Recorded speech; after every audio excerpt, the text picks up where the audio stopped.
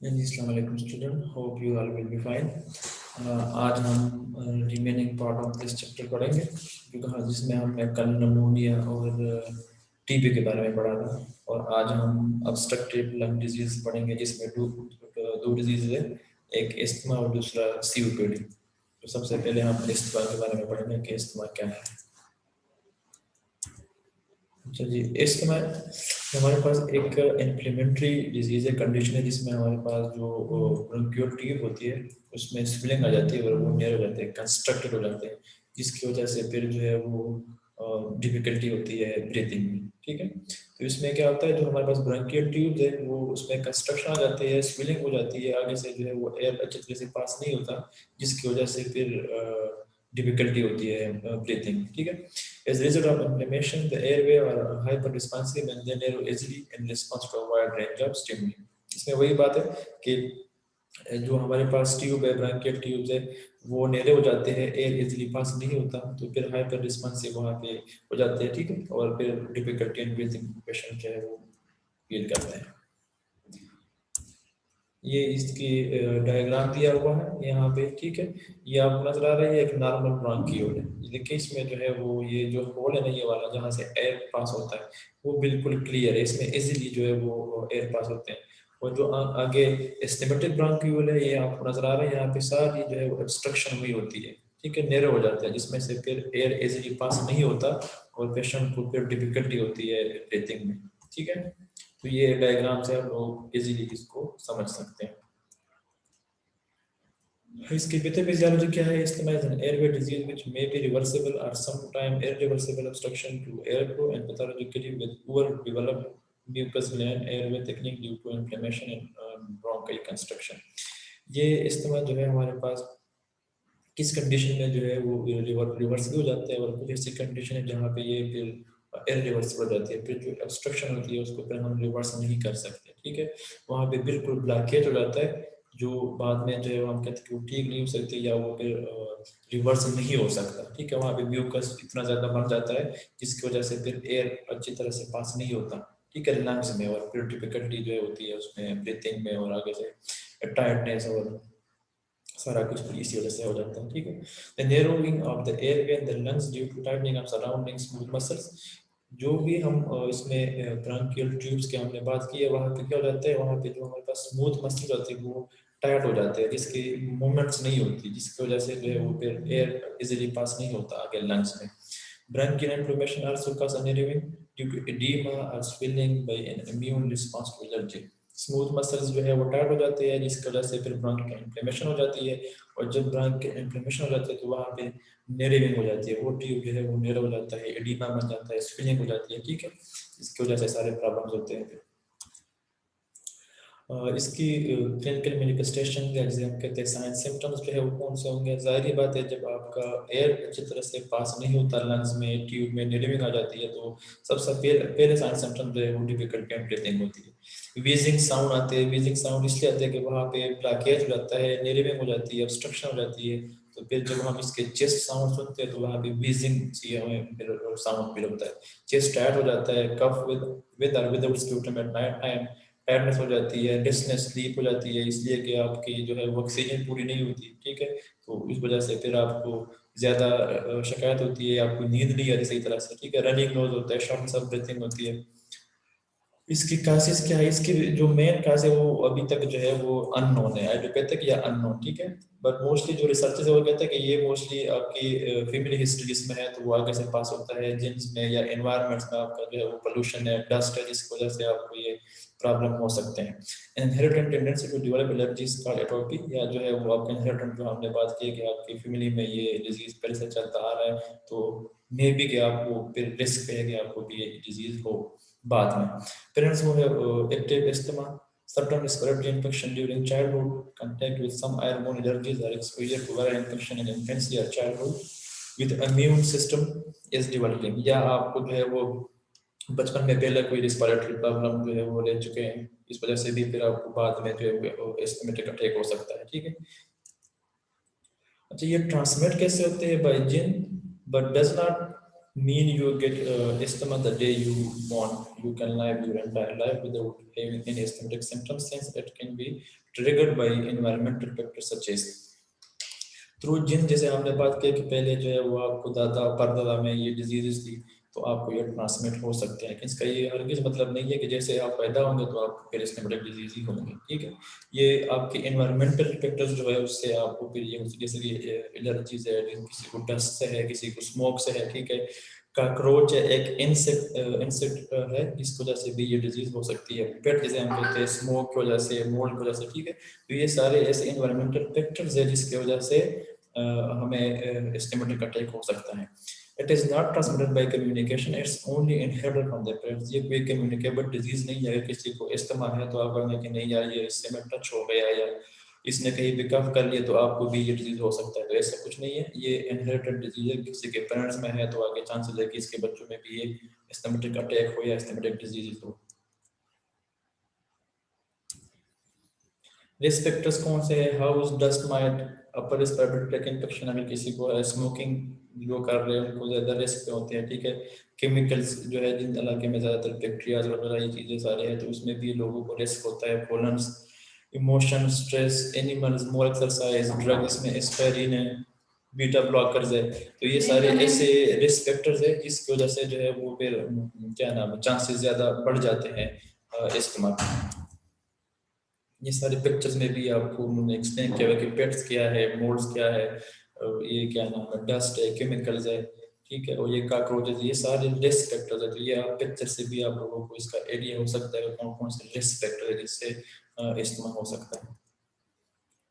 Complications क्या है इसमें? निमोनिया हो सकता है अगर किसी को अस्थमा है, निमोथोरेक्स हो सकता है। निमोथोरेक्स क्या है कि आपकी जो प्लूरल कैविटी है उसमें एयर एक्यूमुलेट हो जाता है, ठीक है। ब्रोंकाइटिस हो सकता है आपको, आपको साइनोसिस हो सकता है, आपके लिप्स और नेल्स जो है वो साइनोसिस ग्रीनिश हो जाती है, इसलिए कि आपकी जो एयर है वो लंग्स में नहीं पहुंचती। जब लंग्स में एयर नहीं पहुंची, जाहिर बात ऑक्सीजन नहीं पहुंचेगा, जब ऑक्सीजन नहीं पहुंचता तो फिर आपके लिप्स और नेल्स के कलर जो है वो चेंज होना स्टार्ट हो जाते हैं। स्टैटिक स्टेमेटिक in pregnant women, labour pain, hypertension, haemorrhage and gestational diabetes, ठीक है। ये सारे जो है वो हमारे पास जिनको अस्थमा है तो इसके बाद ये कॉम्प्लिकेशंस हो सकते हैं। और इसको फिर हम डायग्नोज कैसे करेंगे? Diagnose of asthma depending on the medical and family history of the patient. जाहिर बात है आपने जो है उन्होंने हिस्ट्री से पूछनी है कि पहले किसी को ये डिजीज है था नहीं है, ठीक है। Physical examination and other test to determine the disease you have had a life threatening asthma attack. अगर पहले कभी आपको अटैक हुआ है अस्थमा का या नहीं हुआ, ये सारी चीजें पूछनी है। You need more than one kind of medicine और high dose of medicine control your asthma. वो ड्रग्स आपने लेने हैं जिससे जो है वो अस्थमा कंट्रोल होता है। जैसे फॉर एग्जांपल हम बार बार पेशेंट को कहते हैं कि आपने नेप्स करवाने हैं ट्रोपियम से या इस तरह के, ठीक है, तो वो मेडिसिन आपने पेशेंट को बताने हैं। एलएफटीज, स्पायरोमेट्री, ठीक है, allergy test, sensitivity of airways also called broncho provocation test. तो ये सारी चीज़ें जिसके थ्रू हम जो है वो इस्तेमाल डायग्नोज कर सकते हैं। एलएफटीज टेस्ट करते हैं, स्पायरोमेट्री करते हैं, पेशेंट्स को एक डिवाइस दे देते हैं, ठीक है। तो ये सारे डायग्नोस्टिक प्रोसीजर्स हैं। प्रिकॉशंस कौन कौन से हैं? To be aware from the allergies, it is the best way to prevent asthma. जिस जो आपको लग रहा है कि भाई बिला चीज से मुझे जो है एलर्जीज है जिससे चांसेस होते हैं कि आपकी ब्रीथिंग में डिफिकल्टी हो, जैसे किसी को डस्ट से एलर्जी है, किसी को पोलन से एलर्जी है, तो उससे बचना चाहिए।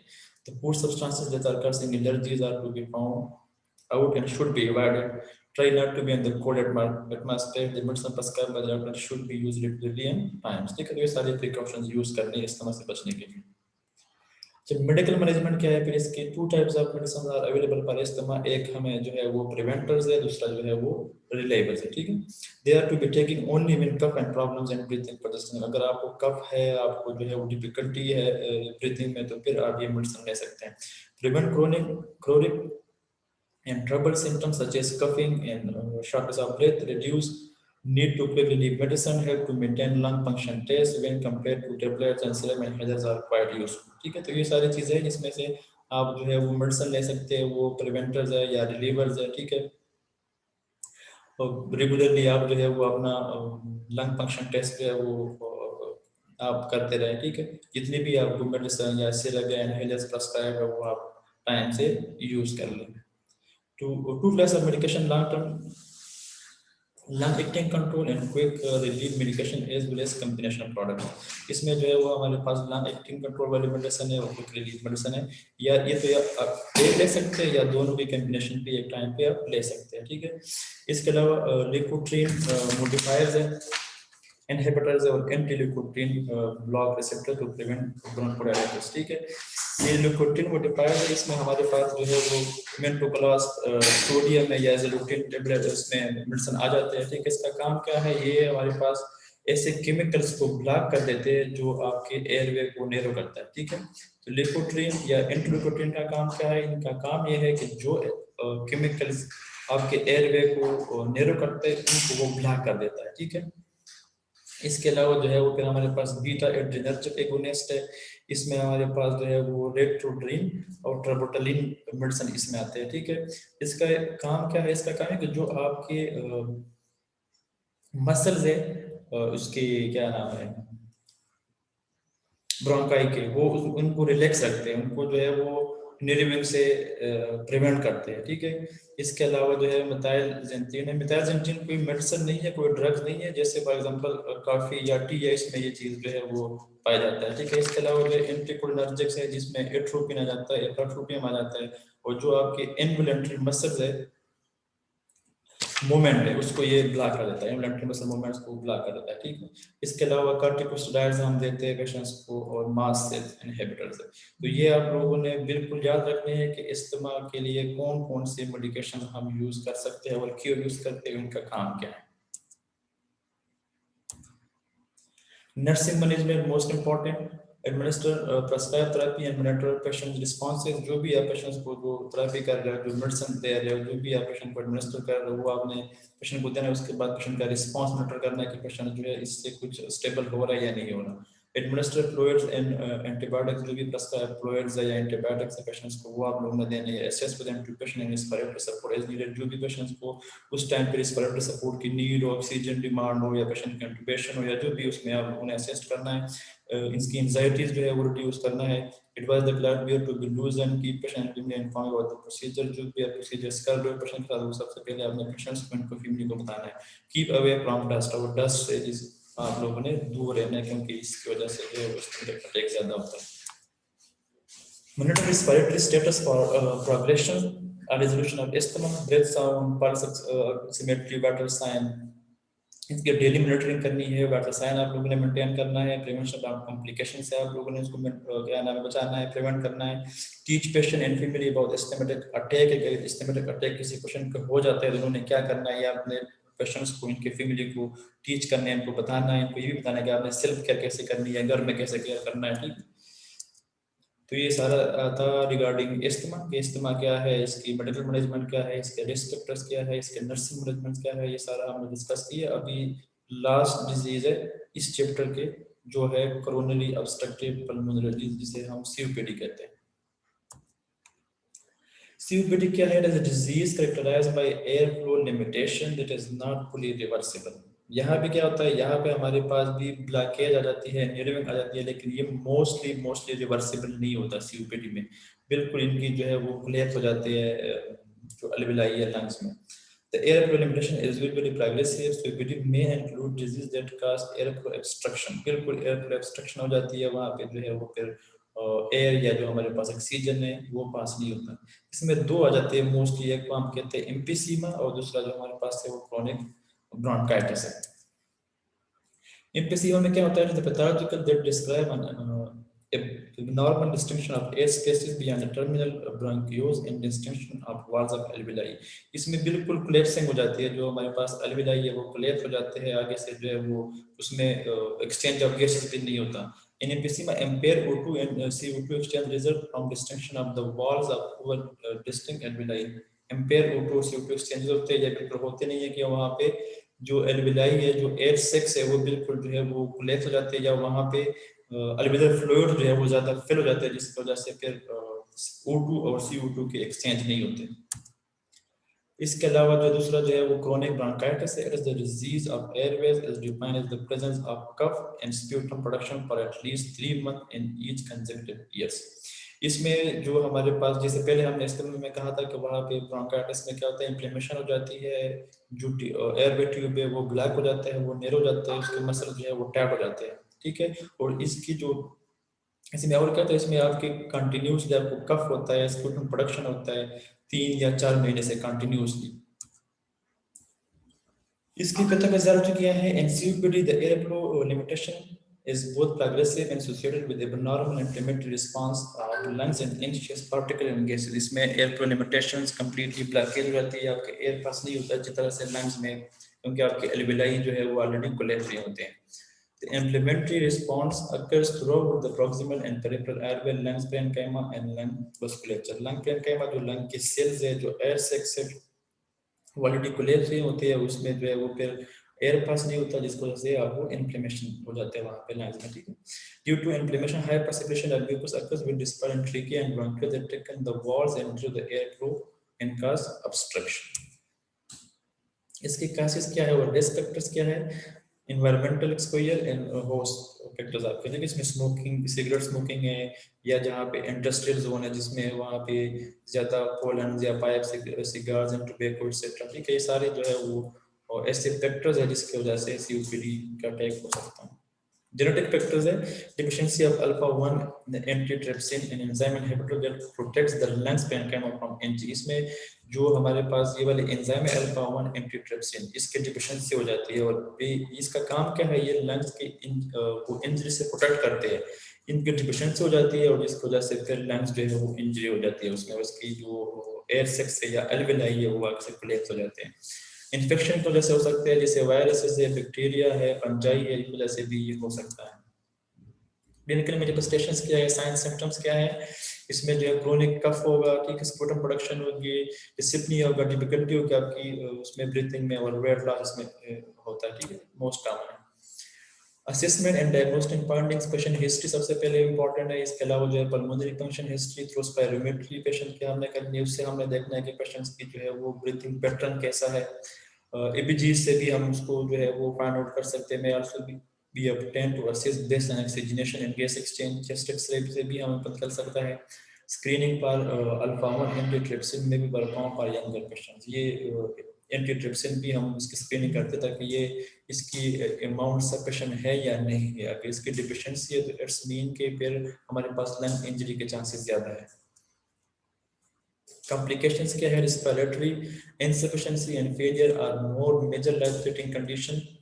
Complications इसमें निमोनिया है, chronic atelectasis है, pneumothorax है, pulmonary arterial hypertension है, ये मोस्टली 3-4 कॉम्प्लिकेशन है COPD की। फार्माकोलॉजिकल थेरेपी क्या है, ब्रोंकोडायलेटर्स है, ठीक है, जैसे हमने पहले उसमें इस्तेमाल में ऑलरेडी ये चीज़ें डिस्कस की है। बीटा एडरेनर्जिक एजेंट्स है, कोलिनर्जिक एजेंट, ये सारे ऐसे चीज़ें हैं जो हमारे पास ब्रोंकोडायलेटर्स है, जो आपकी ब्रोंक्यूल्स है उसको डायलेट कर देते हैं, क्योंकि वहाँ पे न्यूरिंग हो जाती है, मसल टाइट हो जाते हैं, जिसकी वजह से फिर एयर अच्छी तरह से पास नहीं होता, तो फिर हम ब्रोंकोडायलेटर्स देते हैं ताकि इनकी जो ब्रोंकाई है वो डायलेट हो जाए और एयर इजीली वहाँ से पास हो सके। Corticosteroids, antitrypsin therapy, antibiotics, vaccine में also भी effective, ये सारी इसकी फार्माकोलॉजिकल थेरेपी है COPD की।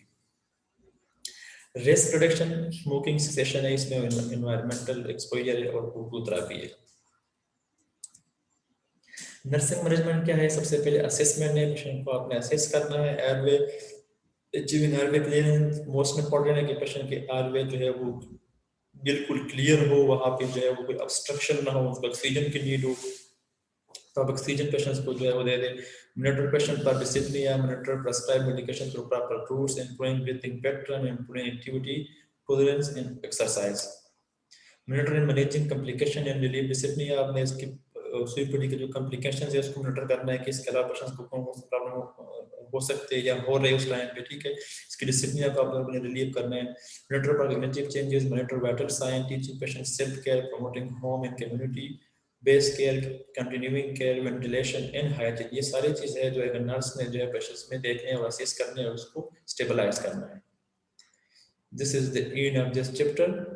और नेक्स्ट जो है वो फिर हम चैप्टर नेक्स्ट स्टार्ट करेंगे। यहाँ इसमें अगर किसी को प्रॉब्लम हो तो वो बाद में पूछ सकते हैं। That's the end.